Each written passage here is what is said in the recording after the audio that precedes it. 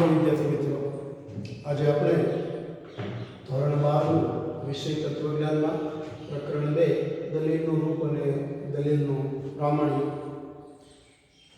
ખૂબ નાનું પ્રકરણ છે. પહેલા આપણે પહેલા પ્રકરણની અંદર વિધાનપરક પરિવર્તી, વિધાનપરક અચલ એ બધાની બાબતની વાત કરી, વિધાનોની પ્રાતિક રજૂઆતની વાત કરી, સત્યતા કોષ્ટક બનાવવાની વાત કરી.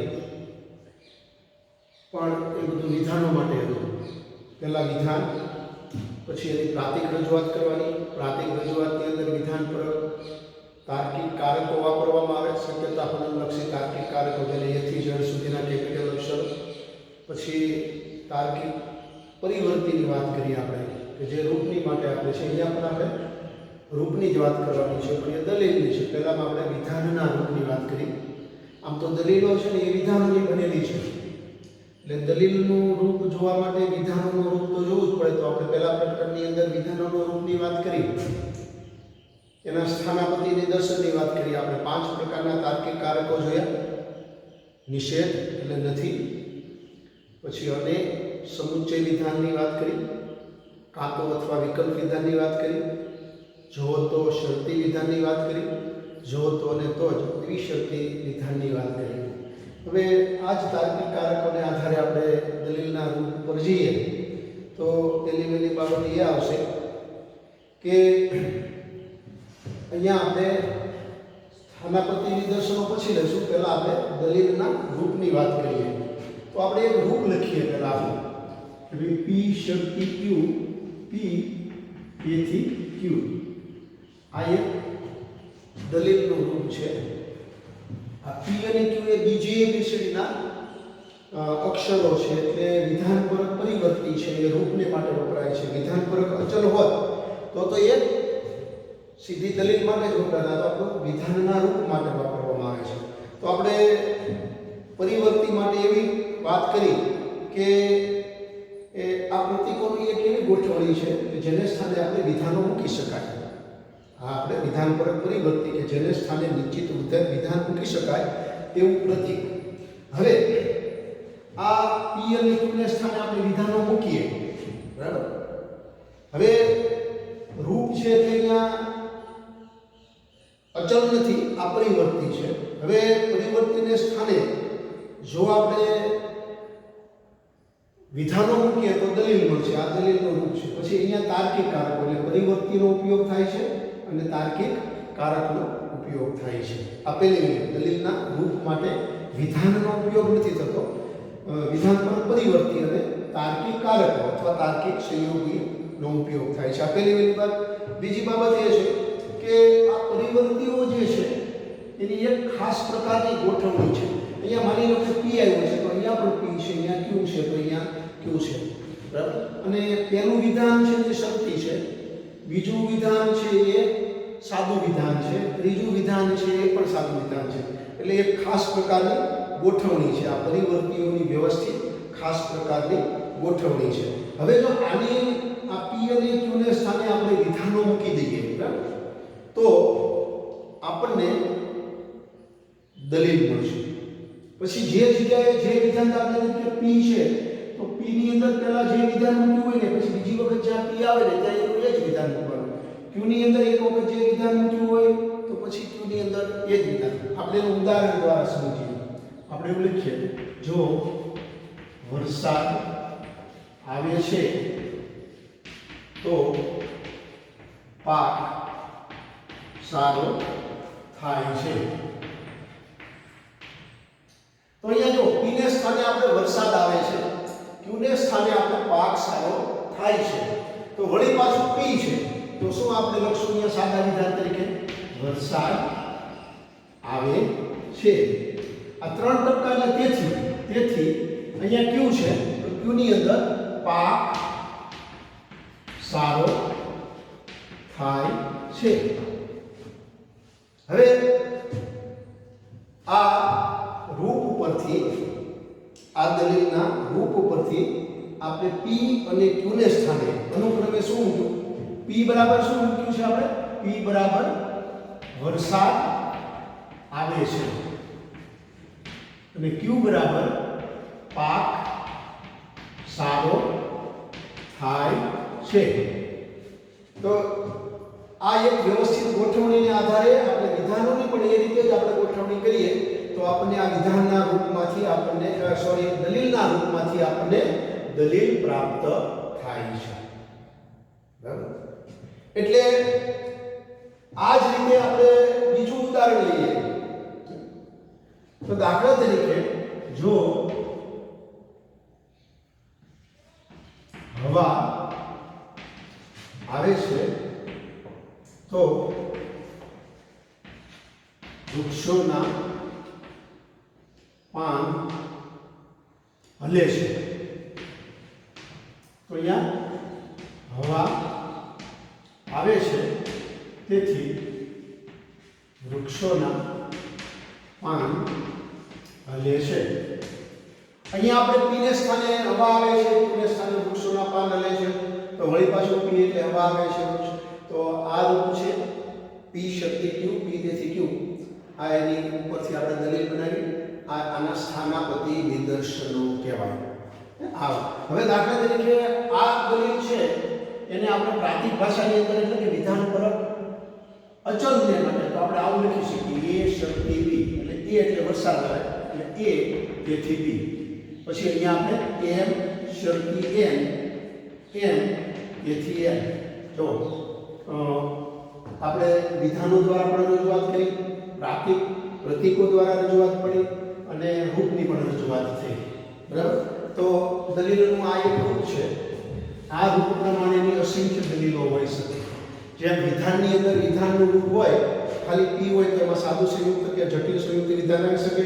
અહીંયા સાદા વિધાનમાં સાદું સંયુક્ત કે જટિલ સંયુક્ત વિધાન આવી શકે. આની અંદર પણ એ જ બાબતો થઈ શકે છે. બરાબર? એના સ્થાનાપતિ નિદર્શનો અનેક હોય અને સાદું સંયુક્ત કે જટિલ સંયુક્ત વિધાન આવી શકે. હવે અહીંયા આપણે વાસ્તવિક ઉદાહરણો જોયા. પણ દાખલા તરીકે આ પી ને સ્થાને હું m and n લો, પછી શરતી નિષેધ r. તો p ની જગ્યાએ m and n છે તો આપણે અહીંયા પાછું m and n તેથી નિષેધ r. તો આપેલું સ્થાનાપતિ નિદર્શન થયું. બીજી બાબત જોઈએ આપણે કે વિકલ્પ z શરતી a વિકલ્પ b. તો અહીંયા શું આવશે કે વિકલ્પ z તેથી a વિકલ્પ b. આ રૂપ પ્રમાણે આ એના સ્થાનાપતિ નિદર્શનો કહી શકાય છે. બરાબર? અહીંયા પણ આપણને બે ઉદાહરણો આપ્યા છે કે આ જ રૂપ પ્રમાણેના જો અનેરી મહેનત કરે છે તો તે સફળતા મેળવે છે, અનેરી મહેનત કરે છે તેથી તેની સફળતા મેળવે છે અથવા પ્રાપ્ત કરે છે. પછી અહીંયા લખ્યું છે જો માનવી દ્રઢ મનોબળ કેળવે તો તેનું કાર્ય સિદ્ધ થાય છે. માનવી દ્રઢ મનોબળ કેળવે છે તેથી તેનું કાર્ય સિદ્ધ થાય છે. એટલે આ એના વાસ્તવિક ઉદાહરણ છે. આ એની પ્રાતિક રજૂઆતની અંદર આપણે આને દલીલ કહેવાય. આ રૂપ છે, આ દલીલનું રૂપ અને આ દલીલો છે. અથવા આ રૂપનું આ સ્થાનાપતિ નિદર્શન છે. ત્રીજી બાબત આવું પણ લખી શકાય આપણે નિષેધ g શરતી નિષેધ k નિષેધ g તેથી નિષેધ k. તો આ ત્રીજું એનું સ્થાનાપતિ નિદર્શન કહી શકાય. તો ટૂંકમાં કોઈ પણ એક દલીલનું રૂપ હોય તો એના અસંખ્ય સ્થાનાપતિ નિદર્શનો હોઈ શકે છે. અહીંયા પણ એ જ બાબતને થોડીક સમજાવી છે કે ભાઈ દલીલના માટેના રૂપની અંદર જે વિધાનો આવે એ વિધાનો માટેના પરિવર્તીઓ જે છે રૂપમાં એને સ્થાને આપણે અચલોને મૂકી અથવા તો વિધાનોને મૂકી દઈએ. અચલનો મૂકવા હોય આપણે અચલો મૂક્યા છે એટલે પહેલી એબીસીડી એનો મૂકવા હોય તો આપણે વાસ્તવિક વિધાનો મૂકી દઈએ તો પણ આપણને દલીલ મળે અને એ દલીલ છે એ આ રૂપનું સ્થાનાપતિ નિદર્શન કહેવાય. અહીંયા પી શક્તિ ક્યુ, પી તેથી ક્યુ એ રૂપ છે. અહીંયા એના સ્થાનાપતિ નિદર્શન. જો વિદ્યાર્થી સારી રીતે ભણે તો શાળાનું પરિણામ સુધરે છે. વિદ્યાર્થીઓ સારી રીતે ભણે છે તેથી શાળાનું પરિણામ સુધરે છે. બરાબર? હવે એક બીજું રૂપ આપ્યું છે. આપણે આ રૂપની વાત અહીંયા પૂર્ણ કરીએ. હવે અહીંયા એક બીજું દલીલનું રૂપ આપ્યું છે. એ કંઈક આવું છે પી વિકલ્પ ક્યુ, પી વિકલ્પ ક્યુ નિષેધ પી તેથી ક્યુ. બરાબર? તો આપણે એવું લખીએ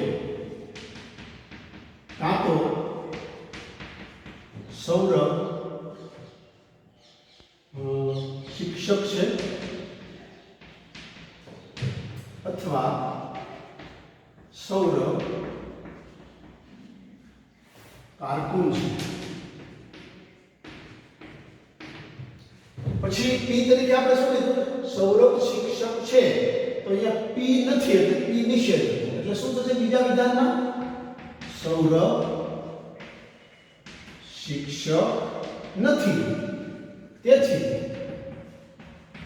સૌરભ કારકુન છે. અહીંયા જો વિકલ્પ છે એટલે કાતો અથવા, તો આ એક દલીલનું રૂપ છે, આ એનું સ્થાનાપતિ નિર્દેશક છે. આની આપણે બીજી દલીલ લઈએ અથવા એનું સ્થાનાપતિ નિર્દેશન. કાતો તેઓ પરિણિત છે અથવા તેઓ અપરિણિત છે.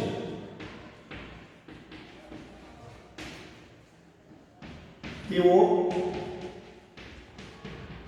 પરિણિત નથી, તેથી તેઓ અપરિણિત છે.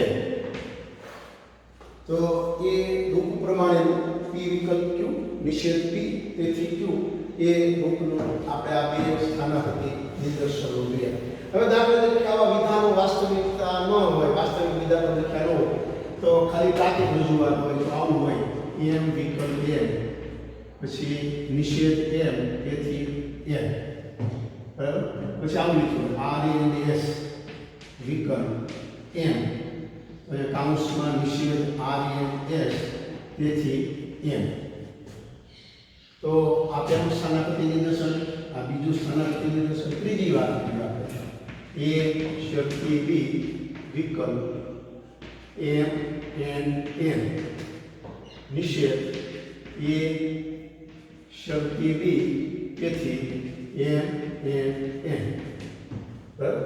આનું ત્રીજું એટલે ટૂંકમાં કોઈ પણ એક રૂપ હોય તેના અનેક સ્થાનાપતિ નિદર્શનો હોઈ શકે છે, બરાબર. એટલે આ બધા આપણે ઉદાહરણો જોયા, રૂપ, એના સ્થાનાપતિ નિદર્શન, બરાબર. અને આ રીતે વાસ્તવિક વિધાનો દ્વારા પણ એ રજૂ થાય છે, અને પ્રાતિક રજૂઆત દ્વારા પણ આવા સ્થાનાપતિ નિદર્શનો. હવે અહીંયા આપણે પરિણિત અને અપરિણિતની વાત કરી, બરાબર. તો એનો વિષય હતો. હવે આપણે બરાબર મુદ્દા ઉપર ધ્યાન આપશું કે ભાઈ સૌરભની વાત કરી કે શિક્ષક છે કે નહીં, કારકુન છે કે નહીં. તો એ છે ને એ સૌરભનો વિષય કહેવાય, એને વિષય કહેવાય. પણ તર્કશાસ્ત્ર છે ને એ રૂપલક્ષી શાસ્ત્ર છે, અને રૂપલક્ષી શાસ્ત્ર છે એટલે તત્વજ્ઞાન અથવા તર્કશાસ્ત્ર વિષયને ધ્યાનમાં નથી લેતું, એ ફક્ત રૂપને જ ધ્યાનમાં લે છે. એટલે આપણે આ રૂપ પ્રમાણેની આવી પ્રાતિક આની અંદર શું વિષય છે ને એ ખબર નથી. એની જગ્યાએ કયું વિધાન છે, બીની જગ્યાએ કયું વિધાન છે, એમની જગ્યાએ કયું વિધાન છે, એની જગ્યાએ કયું વિધાન છે, આપણને ખબર જ નથી. એનો વિષય છે ને એ બહુ રસ નથી તર્કશાસ્ત્રીઓ દેતા.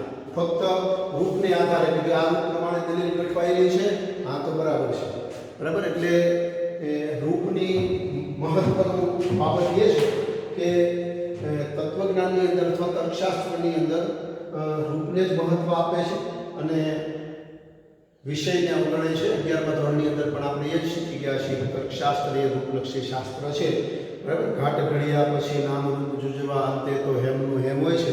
11મા ધોરણના આ પ્રકરણને આપણે યાદ કરીએ તો આ બધી બાબતો જોવા મળે છે.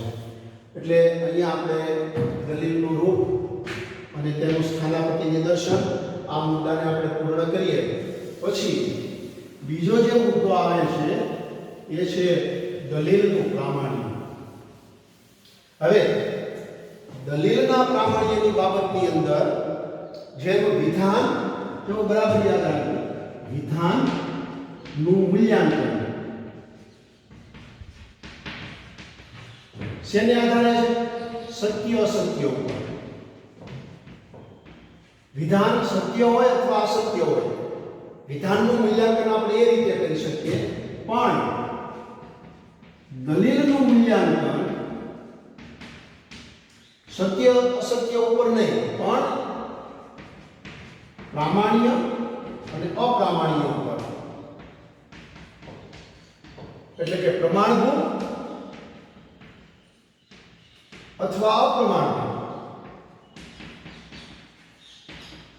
વિધાનની અંદર આપણે એવું કીધું ને કે વિધાન છે ને એને બેમાંથી એક સત્યતા મૂલ્ય હોય. કા વિધાન સત્ય હોય, કા વિધાન અસત્ય હોય. જો વિધાન સત્ય હોય તો એ વિધાન અસત્ય ન હોય, અને જો વિધાન અસત્ય હોય તો એ વિધાન સત્ય ન હોય. પણ કોઈ પણ વિધાન હોય એને એમ ન કહી શકાય કે આ વિધાન સત્ય પણ છે, આ વિધાન અસત્ય પણ છે. બે એક હારે મૂલ્યાંકન આપણે કરી શકીએ નહીં. પાછું એવું પણ મૂલ્યાંકન નહીં કરી શકાય કે વિધાન સત્ય પણ નથી અને અસત્ય પણ નથી, એવું પણ મૂલ્યાંકન. એ જ રીતે દલીલની વાત, દલીલ કાં તો પ્રમાણભૂત હોય અથવા અપ્રમાણભૂત. જે દલીલ જો પ્રમાણભૂત હોય ને તો એ અપ્રમાણભૂત નહીં હોય, જે દલીલ અપ્રમાણભૂત હશે ને એ પ્રમાણભૂત નહીં હોય. પછી એવું નહીં કહી શકાય કે આ દલીલ પ્રમાણભૂત છે અને અપ્રમાણભૂત બંને ભેગું છે, એમ નહીં કહી શકાય. અથવા તો એમ નહીં કહી શકીએ કે આ દલીલ પ્રમાણભૂત નથી અને અપ્રમાણભૂત નથી, આમાં કંઈક જુદું જ છે, એવું નહીં કહી શકીએ આપણે. એટલે વિધાનનું મૂલ્યાંકન સત્યતા ઉપર આધારિત છે અને દલીલનું મૂલ્યાંકન એના પ્રામાણ્ય ઉપર આધારિત છે. એટલે કે દલીલનું વિધાનનું સત્યતા મૂલ્ય વિધાન સત્ય છે કે અસત્ય છે એની ઉપર આધારિત છે. દલીલનું મૂલ્યાંકન દલીલ પ્રમાણભૂત છે કે અપ્રમાણભૂત છે એની ઉપર આધારિત છે. તો પ્રશ્ન પાછો વળી પાછો આવે, દલીલનું પ્રામાણ્ય કઈ રીતે શક્ય બને?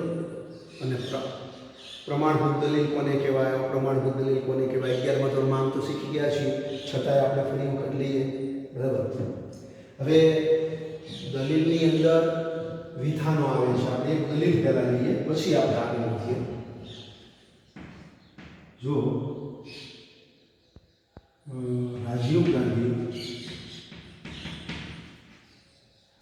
આમ લખીએ આપણે, કાં તો રાજીવ ગાંધી વડાપ્રધાન છે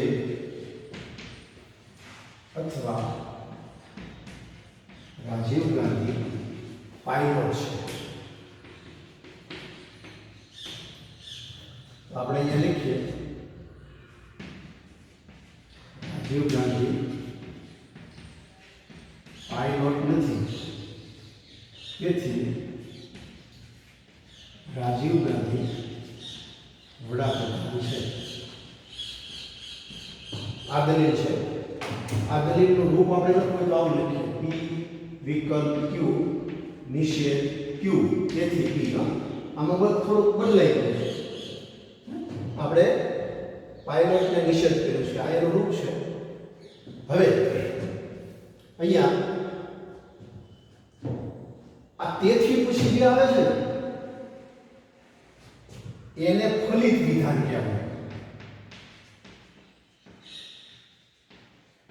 અને આ બે છે ને વિધાન, આ બે વિધાન એને આધાર વિધાન કહેવાય. રાજીવ ગાંધી વડાપ્રધાન છે તો રાજીવ ગાંધી પાયલોટ છે એ પહેલું આધાર વિધાન, અને રાજીવ ગાંધી પાયલોટ નથી એ બીજું આધાર વિધાન. એટલે આમ તો બધા વિધાનો છે, પણ જ્યારે દલીલની અંદર આવે ત્યારે એ સાથે હોય તો આધાર વિધાન અને ફલિત વિધાન. એટલે કે આધાર વિધાન વગર ફલિત વિધાન શક્ય નથી, ફલિત વિધાન વગર આધાર વિધાન શક્ય નથી. આમ તો સાપેક્ષ પદ છે, બરાબર. આપણે સમજીએ, દાખલા તરીકે દરેક માણસ છે ને એ સ્ત્રી અને પુરુષ હોય, સ્ત્રી અને પુરુષ દરેક વ્યક્તિની અંદર આ બે કેટેગરી છે. પણ આ સ્ત્રી અને પુરુષની અંદર એક બીજી પણ કેટેગરી છે, પત્ની અને પતિ. જો કોઈ વ્યક્તિને આપણે કોઈ વ્યક્તિ એને આપણે કહીએ કે આ સ્ત્રી છે તો વ્યક્તિ કોઈ પ્રશ્ન નહીં કરે, પણ કોઈ સ્ત્રી હોય એને આપણે કહીએ કે આ પત્ની છે તો પ્રશ્ન આવે કોના? તો પતિના સંદર્ભની અંદર જ પત્ની હોય અને પત્નીના સંદર્ભમાં જ પતિ હોય, એમ ફલિત વિધાનના સંદર્ભમાં જ આધાર વિધાન હોય અને આધાર વિધાનના સંદર્ભમાં જ ફલિત વિધાન હોય. જો ખાલી વિધાન હોય એકલું તો એને આધાર વિધાન ન કહી શકાય, એને ફલિત વિધાન ન કહી શકાય. એ ગમે જે માણસ ઉપર રખડતો હોય તો કઈ લગ્ન ન થયા હોય તો કઈ પતિ કે પત્નીનો કોઈ પ્રશ્ન છે જ નહીં, એમ એકલું વિધાન હોય તો આધાર વિધાન કે ફલિત વિધાનનો પ્રશ્ન નથી. પણ દલીલની અંદર વિધાન કયું છે એ આપણે ઓળખવું પડે. તો આધાર વિધાન અને ફલિત વિધાન એ દલીલના અંગો કહેવાય, આવશ્યક અંગ છે. હવે આની ઉપરથી આપણે પ્રમાણભૂત દલીલ અને અપ્રમાણભૂત દલીલની વાત કરવાની છે. તો પહેલા આપણે પ્રમાણભૂત દલીલ એટલે શું એ જોઈએ. તો પહેલા પ્રમાણભૂત દલીલ.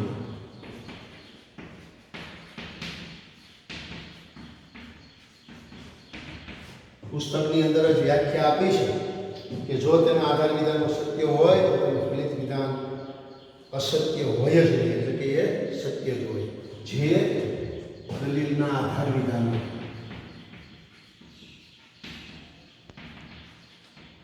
સત્ય હોય તો તેનું ફલિત વિધાન પણ સત્ય જ હોય.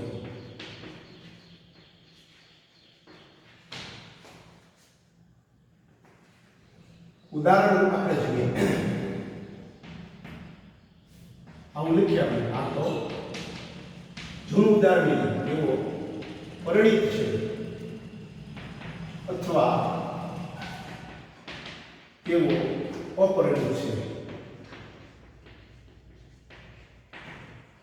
પછી બીજામાં લખીએ તેઓ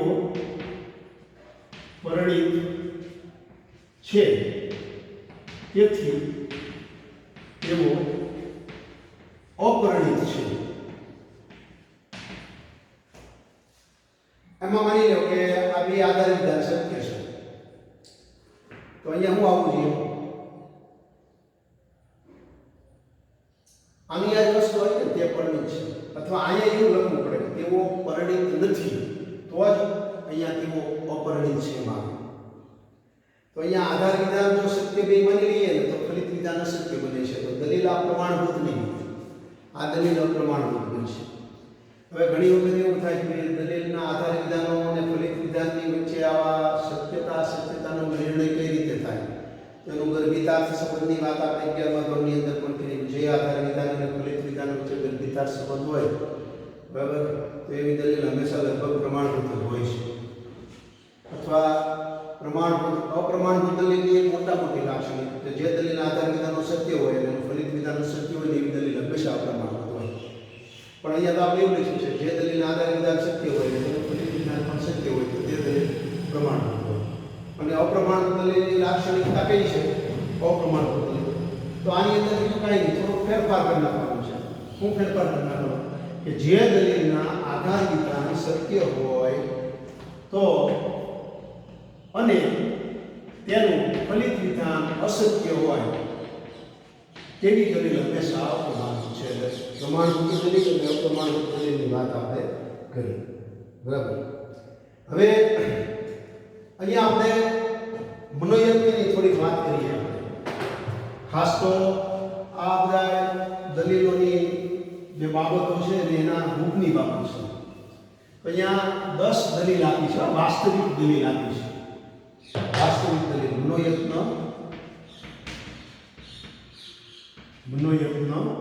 2.1, બરાબર. એમાં સૂચના આપી છે નીચેની દલીલો દલીલ માટેના કયા રૂપના સ્થાનાપતિ નિદર્શનો છે તે જણાવો. તો પહેલી છે, જો કલાપી કવિ છે તો કલાપી કલ્પનાશીલ છે. કલાપી કવિ છે તેથી કલાપી કલ્પનાશીલ છે. એટલે પહેલી દલીલ છે એનું રૂપ આવું થશે: પી શક્તિ ક્યુ, પી તેથી ક્યુ, બરાબર. આ જ્યારે પણ વિડીયો તમે જુઓ ને તો સાથે તત્વજ્ઞાનને રાખજો, બરાબર. આ મનોયજ્ઞ 2.1 નું પહેલી દલીલ છે એનું રૂપ છે. પછી બીજું છે, કાં તો અપૂર્વ નોકરી કરે છે અથવા અપૂર્વ વ્યવસાય કરે છે. અપૂર્વ વ્યવસાય કરતો નથી તેથી અપૂર્વ નોકરી કરે છે. એટલે બીજું રૂપ આવું થશે: પી વિકલ્પ ક્યુ, બરાબર. પી એટલે અપૂર્વ નોકરી કરે છે, ક્યુ એટલે અપૂર્વ વ્યવસાય કરે છે. અપૂર્વ વ્યવસાય કરતો નથી એટલે નિષેધ ક્યુ તેથી પી, બરાબર. ત્રીજું છે, જો તમે યોગ કરો છો તો તમે નિરોગી રહો છો. ત્રીજું એટલે કે પી શક્તિ ક્યુ, જો તમે નિરોગી રહો છો તો સમાજને ઉપયોગી છો. એટલે કે Q શરતી R તેથી P શરતી R આવું થશે બરાબર. પછી ચોથી બાબત, ચોથું ઉદાહરણ, જો પ્રદૂષણ ઘટશે નહીં, પ્રદૂષણ ઘટશે નહીં એટલે નિષેધ P લઈ જાય તો એટલે શરતી પછી કાઉન્સની અંદર છે ગરમીનો પ્રકોપ વધશે એટલે Q અને લોકો ત્રાહીમાં થશે અને એટલે N S અહીંયા કાઉન્સ આપણે પૂરો કરીએ. પછી એવું લખ્યું છે પ્રદૂષણ ઘટશે નહીં એટલે નિષેધ P ને પ્રદૂષણ ઘટશે નહીં એટલે નિષેધ P તેથી ગરમીનો પ્રકોપ વધશે અને ત્રાહીમામ થશે એટલે Q N S. એટલે આનું આ તો પ્રાતિક રજૂઆત કરી પણ આનું રૂપ છે ને એ આની જેવું છે. આ ખોટું તો સમજાવવા માટે પણ એનું રૂપ છે ને આ બરાબર.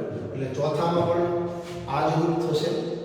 પાંચમાની અંદર છે કાં તો વિદ્યાર્થી તર્કશાસ્ત્ર શીખે છે અથવા વિદ્યાર્થી ગણિત શીખે છે. વિદ્યાર્થી તર્કશાસ્ત્ર શીખે છે તેથી વિદ્યાર્થી ગણિત શીખતો નથી. આનું રૂપ આવું થોડું બદલાય. P વિકલ્પ Q પછી શું છે વિદ્યાર્થી તર્કશાસ્ત્ર શીખે છે એટલે P તેથી નિષેધ Q આવું થશે બરાબર. પછી છઠ્ઠાની અંદર જો શાળામાં વેકેશન પડે છે તો કાવ્ય નાટક જોવા જઈશે. શાળામાં વેકેશન પડતું નથી તેથી કાવ્ય નાટક જોવા જતી નથી એટલે છઠ્ઠાનું રૂપ આવું થશે P શરતી Q નિષેધ Q તેથી નિષેધ P બરાબર. સોરી નિષેધ P તેથી નિષેધ Q નિષેધ P તેથી નિષેધ Q. જો યુવાનો આદર્શવાદી છે અને યુવાનો ઉત્સવી છે તો જ દેશનું ભાવિ ઉજ્જવળ છે. યુવાનો આદર્શવાદી છે અને યુવાનો ઉત્સવી છે તેથી દેશનું ભાવિ ઉજ્જવળ છે. આની અંદર શું આવશે જો P સાતમામાં P શરતી Q પછી યુવાનો આદર્શવાદી છે અને ઉત્સાહી છે એટલે P તેથી દેશનું ભાવિ ઉજ્જવળ છે એટલે Q આવું છે. જો તમે મહેનત કરો અને ધીરજ રાખો તો તમને સફળતા મળે છે. તમે મહેનત કરો ધીરજથી સફળતા મળે છે એટલે એ પહેલા જેવું રૂપ છે આઠમાનું. પછી જો હું ટ્રેનમાં જઈશ તો મને કંટાળો આવશે અને જો વિમાનમાં જઈશ તો મજા આવશે. કાં તો હું ટ્રેનમાં જઈશ અથવા વિમાનમાં જઈશ તેથી કાં તો મને કંટાળો આવશે મજા આવશે. એ આપણે આની જેવું રૂપ આવશે. પછી 10મું છે જો આપણે દીકરીને બચાવશું અને દીકરીને ભણાવશું તો અને તો સમાધિ પ્રત્યે થશે. આપણે દીકરીને બચાવશું અને દીકરીને બચાવશું તો સમાધિ પ્રત્યે થશે તો એ આ પ્રમાણેનું રૂપ થશે. એટલે અહીંયા આપણે આ પ્રકરણ 2ના મનોયત્ન 2.1 સુધીની વાત કરી. હવે એક મહત્વનો મુદ્દો એ અને છેલ્લો મુદ્દો આપણે જે આપણે શક્યતા કોષ્ટક બનાવ્યા હતા આખા PQRના 4T 4F તો એ જ શક્યતા કોષ્ટકની પ્રત્યક્ષ રીત દ્વારા દલીલના પ્રામાણ્યને સમજવાની કોશિશ આપણે હવે પછીના લેક્ચરની અંદર કરશું. આભાર.